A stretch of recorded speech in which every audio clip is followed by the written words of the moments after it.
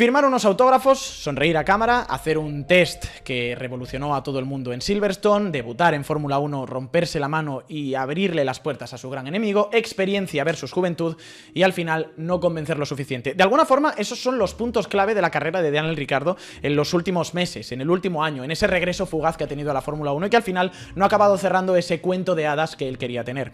Ha hablado ahora Christian Horner, una vez que Ricciardo se ha ido de la Fórmula 1, en una entrevista extensa al podcast F1 Nation, y junto con las palabras de Horner, declaraciones de Helmut Marko, cosas que ha dicho Liam Lawson, algunas informaciones de algunos insiders del paddock, hemos intentado construir un poco el relato de cómo ha sido esa última parte de la vida de Daniel Ricciardo en Fórmula 1, cómo han sido esos meses y sobre todo hemos intentado esclarecer por qué ha sido tan extraña la despedida que tuvo en el Gran Premio de Singapur.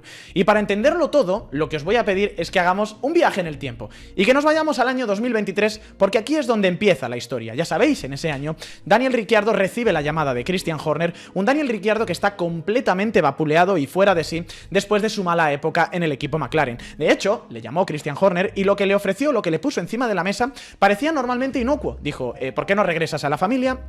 Recuperas el amor por el deporte, tenemos muchos patrocinadores y a Max no le gusta hacer ese trabajo. Estos son declaraciones textuales de Christian Horner que, como digo, ha hablado hace unos días, hace unas horas en el podcast F1 Nation y ha revelado cómo ha sido esa última negociación con Ricciardo, cómo ha sido la intrahistoria y qué es lo que ha pasado durante este año. En ese año 2023, cuando Ricciardo recibe la llamada de Christian Horner, en ese momento él es una especie de embajador del equipo Red Bull. Él tiene que poner la sonrisa, él tiene que hacer los eventos de marketing, él tiene que ser el hombre orquesta, de alguna manera. Pero el plan era un poquito diferente. Decía en ese momento, cuando regresó a la Fórmula 1 Christian Horner, que Daniel Ricciardo había pillado algunos hábitos muy malos por parte de McLaren, la forma en la que frenaba, la forma en la que tenía la fuerza de frenado, y estaba intentando corregirlo en el simulador. Y como digo, la oferta que se le había puesto encima de la mesa a Daniel Ricciardo en 2023 era la de ser el hombre orquesta, ser el hombre sonrisas y hacer más de community manager o hacer de representante del equipo Red Bull que de ser piloto. Pero en realidad había una segunda intención, como dice el propio Christian Horner, y esa intención en el fondo era preparar, era ver si Daniel Ricciardo podría haber ese plan B, podía ser ese piloto B que pudiera sustituir a Checo Pérez si no rindiera. Y todo empieza a moverse a partir del 11 de julio del año 2023. Ya sabéis, en ese momento, y lo captaron las cámaras de Drive to Survive, se produce un test de neumáticos de Pirelli en el circuito de Silverstone. En ese coche se sube Daniel Ricciardo, y Ricciardo, dice Christian Horner, sabe que en ese momento es un test importante, porque Nyck de Vries está en el candelero. Nyck de Vries no está convenciendo con sus actuaciones en Fórmula 1, y al mismo tiempo coincide con el bajón de rendimiento que tiene Checo Pérez. Y Ricciardo sabe que tiene una oportunidad real de poder volver a la Fórmula 1, y que lo que quiere Horner y lo que quiere Red Bull es que él sea el preparado para sustituir a Checo si al final el piloto mexicano no es capaz de recuperar su forma. Llega el test, un test que, como digo, se hace en Silverstone, donde el piloto australiano, donde Daniel Ricciardo está muy cerca en tiempos de Max Verstappen, donde impresiona y donde acaba granjeándose un asiento. El asiento de Nyck de Vries. Debuta en el Gran Premio de Hungría, pero las cosas se empiezan a torcer, recordamos todos, a partir del Gran Premio de los Países Bajos, donde tiene un accidente que a primera vista parecía inocuo, pero como reveló el propio Christian Horner, le acabó rompiendo bastante mal la mano y le dejó fuera de juego durante 5 carreras. Y ese es el primer punto de inflexión, porque en el equipo Red Bull hasta aquel entonces no habían considerado, dice Horner, la figura de Liam Lawson. Habían dicho, Ricciardo tiene que ser la persona que sustituya a Nyck de Vries y que nos dé esta avanzadilla de ver si puede sustituir o no, en caso de que las cosas vayan mal, a Checo Pérez. Y el problema es que Ricciardo, con este accidente, sin quererlo, le abrió la puerta a su enemigo. En las siguientes 5 carreras lo sustituye Liam Lawson, en 4 de ellas supera a Yuki Tsunoda, y dice el propio Christian Horner que el rumor que había de repente dentro de Milton Keynes era "This kid can drive", este chico puede conducir, quizá no necesitamos a Ricciardo, porque Liam Lawson tiene también la velocidad y quizá él puede estar lo suficientemente preparado. Llegó el momento de tomar una decisión, Ricciardo volvió a su asiento, terminaron la temporada 2023 y al final dice Horner que eligieron a Ricciardo por priorizar experiencia por encima de juventud. Y de esa forma Ricciardo entra en el año actual, en la temporada 2024 de Fórmula 1. Y entra con un solo objetivo. O al menos así se lo pone el equipo Red Bull encima de la mesa, que es prepararse por si puede sustituir a Checo Pérez en caso de que Pérez no pueda fallar. Entonces esos rumores de que Pérez estaba en el alero, de que el asiento no estaba asegurado, eran ciertos. Lo que querían Christian Horner y lo que quería Helmut Marko es que Daniel Ricciardo reencontrara su forma, se reencontrara a sí mismo y volviera a pegar el salto al primer equipo. Y lo que ha pasado es que este año, palabras de Christian Horner, ese salto no ha podido ocurrir básicamente por dos problemas: la falta de consistencia y la falta de convencimiento de dar ese salto. Declaraciones textuales de Christian Horner sobre la situación, como digo, en el podcast F1 Nation. Ha dicho Christian Horner sobre la situación que tenía Daniel Ricciardo en esta temporada, que todos los pilotos, estos son declaraciones textuales, tienen la presión de rendir, pero la razón por la que Daniel estaba en ese coche era para volver a una posición en la que, en última instancia, podría haber recogido el testigo si Checo no rendía.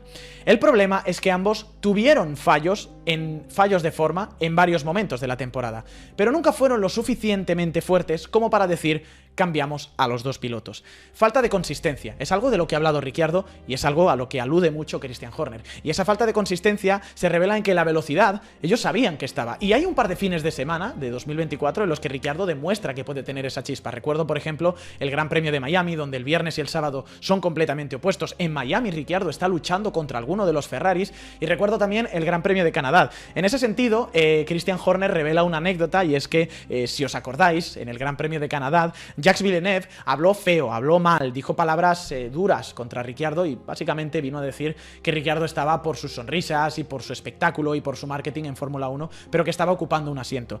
Y ese Gran Premio de Canadá, junto con el de Miami, señala Christian Horner, señala el propio Ricciardo, y podemos ver nosotros también en resultados, fue uno de los mejores de Daniel. Y decía Horner, bromeaba en el podcast de F1 Nation, que casi le habían dicho a Jacques Villeneuve: oye, ven a cada carrera y habla de él, porque le has espoleado, porque le has dado ese paso adelante.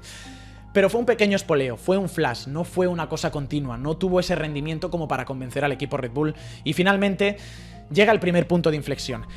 Lo ha revelado Christian Horner, y ese punto de inflexión fue el Gran Premio de España en el circuito de Barcelona-Cataluña. Según Horner, ese fin de semana, Christian tuvo que hacer muchos esfuerzos para que Helmut Marko no bajara del asiento, no bajara del coche a Daniel Ricciardo.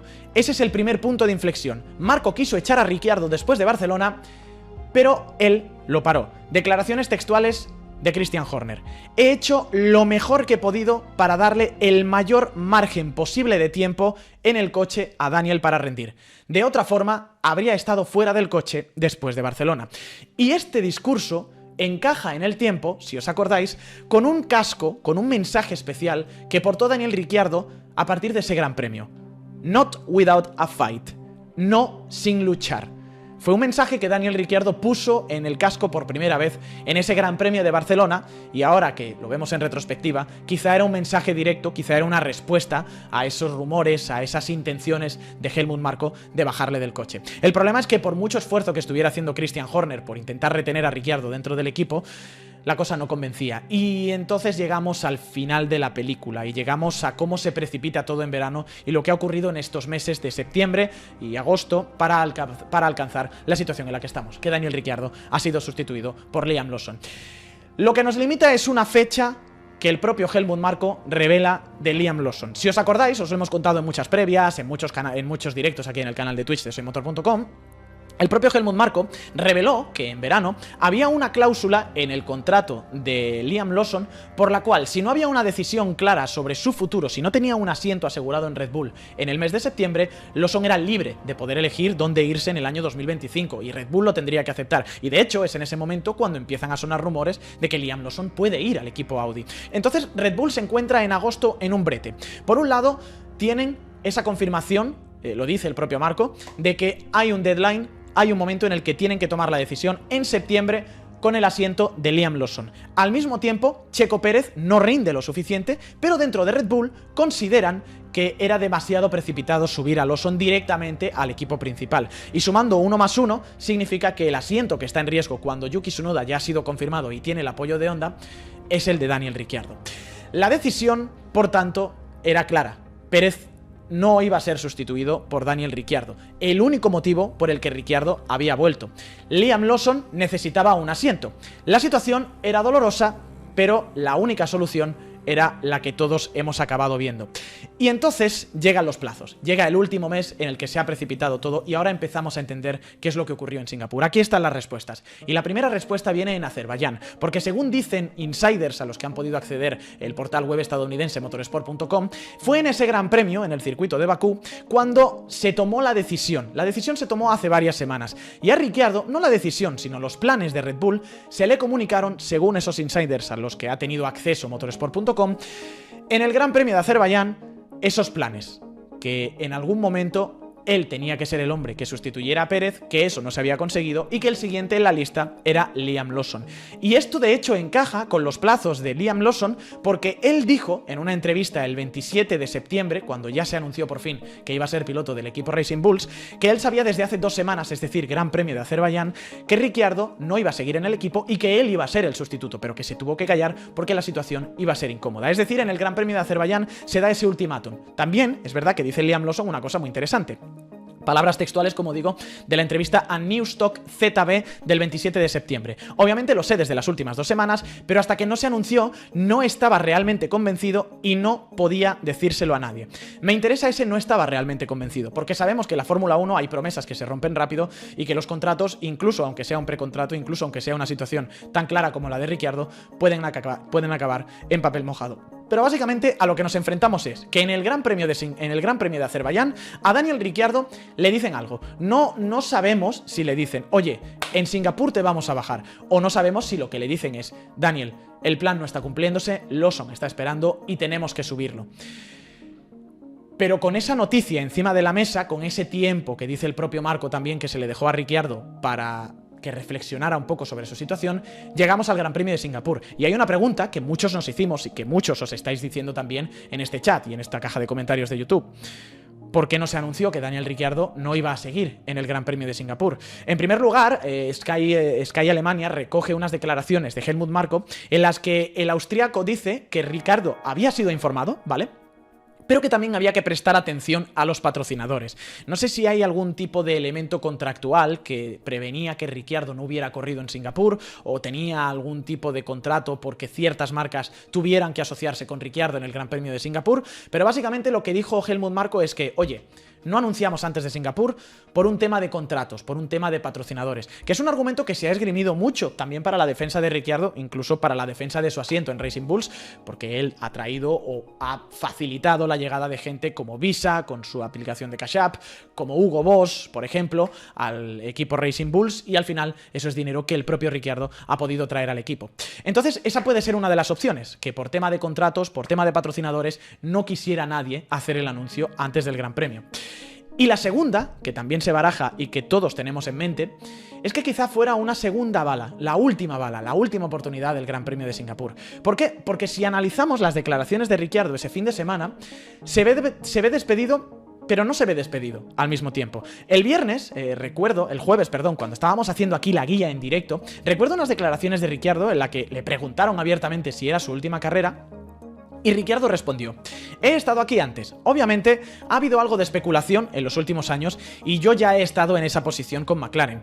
Entiendo que creas una cierta tolerancia o una piel dura alrededor de ello, pero tampoco soy el único. Una semana soy yo y otra es otro piloto el que lucha por su carrera. Así es la noria de este deporte. Y luego recuerdo que a la prensa escrita le dijo algo así como que si me meto en el podio este fin de semana, si meto esta cosa, hablando del Racing Bulls, en el podio este fin de semana, de repente me convertiré en un hot topic, ¿no? Me convertiré en un activo interesante para el resto del paddock. Y lo más interesante de todo es que el propio Helmut Marko, que es el hombre que corta cabezas en Red Bull, estaba de acuerdo con él, porque la respuesta de Marko a esas declaraciones de Ricciardo de si lo meto en el podio me van a ver de forma diferente, fueron: estoy totalmente de acuerdo con él. Y la verdad es que hubo un momento del fin de semana en el que todo tenía buena pinta. Si recordamos los resultados de Racing Bulls en los entrenamientos libres, Tsunoda y Ricciardo estaban dentro del top 10. Tsunoda, si no recuerdo mal, creo que en libres 2 llegó a colarse incluso en la 4ª posición. Estaban muy rápidos y daba la sensación de que Ricciardo podría conseguir incluso esa heroica. El problema es que al final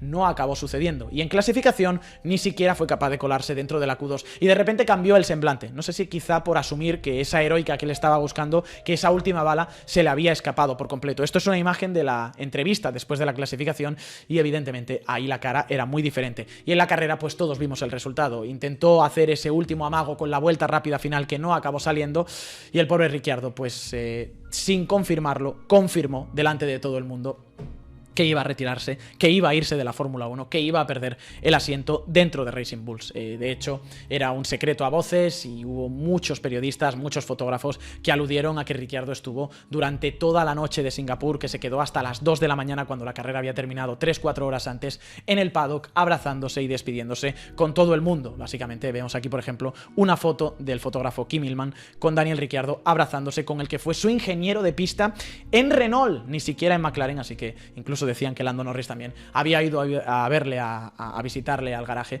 porque Ricciardo sabía que iba a ser su última oportunidad. Y entonces se acabó.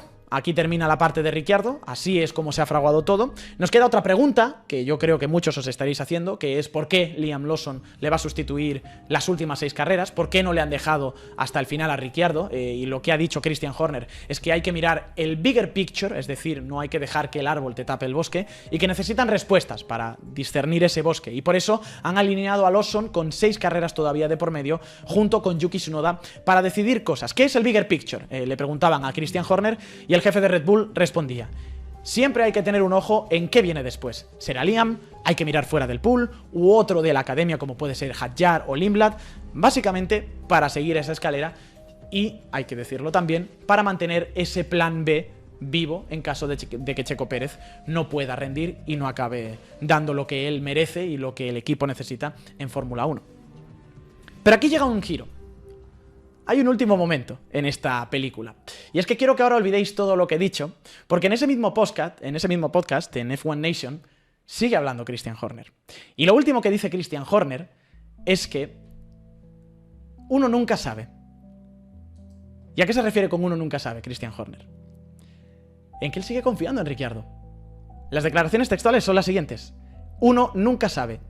Si Liam no lo consigue, si Checo no lo consigue, nosotros sabemos de lo que Daniel es capaz. ¿Significa esto que pese a todo puede haber una tercera oportunidad y la puerta sigue abierta?